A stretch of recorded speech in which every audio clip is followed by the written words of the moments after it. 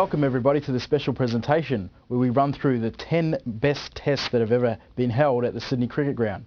With us to discuss this, Rodney Cavalier, who's forgotten more about what's happened at the SCG than most of us will know, and esteemed cricket journalist Mike Coward. Thanks for joining us, guys. Thank you, Jeremy.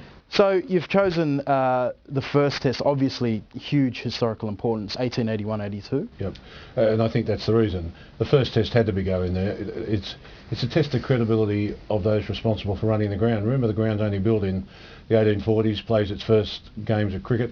1850 was deliberately created by the North Devonshire Regiment, the British unit that had been sent to New South Wales to protect the colony against who knows what.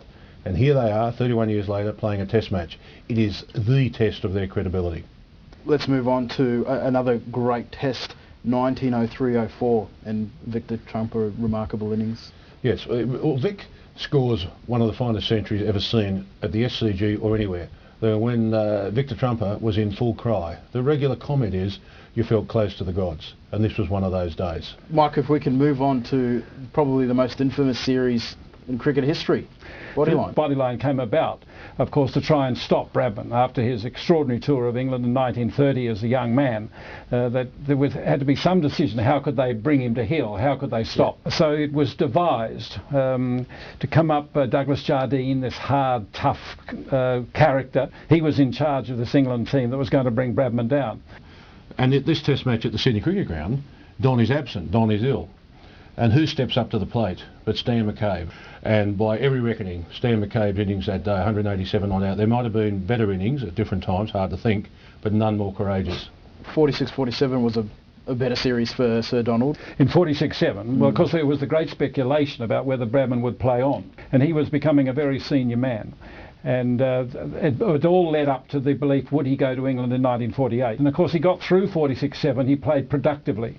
Then he played brilliantly against India in 1947-48.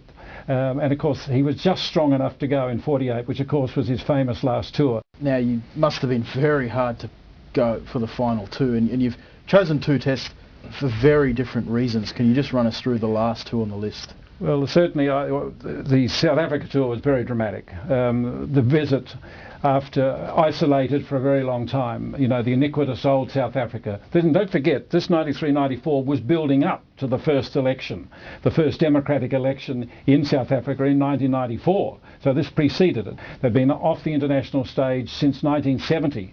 And so this is only their second or third year back. And the sense of achievement here by this South African side winning, and Funny de Villiers bowling so beautifully. It is the key moment in which South Africa has stated, we're back in world cricket, we are a force. And moving on to that whitewash, and the retirement of some greats of this generation. Indeed, we remember the retirement of the greats.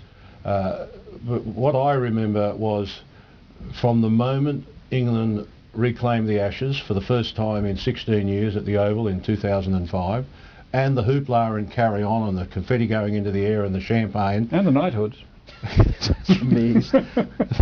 right, and the ride around London in the open air bus and all of that.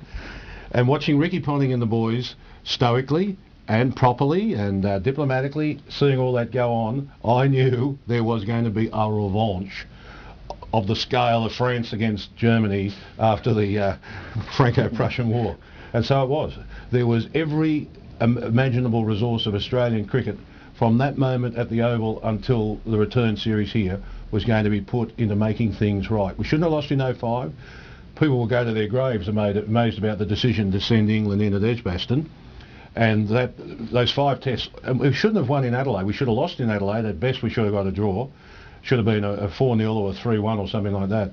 But by the time we got to Sydney, and I remember saying to people before the series started at civic reception and the like, I bet you're looking forward to a very close scoreline coming into Sydney. Oh, I said, on the contrary, I know Sydney's culture. The perfect scoreline is Australia ahead 4-0. And 4-0 drew the biggest crowd since the war. People wanted to see England demolished.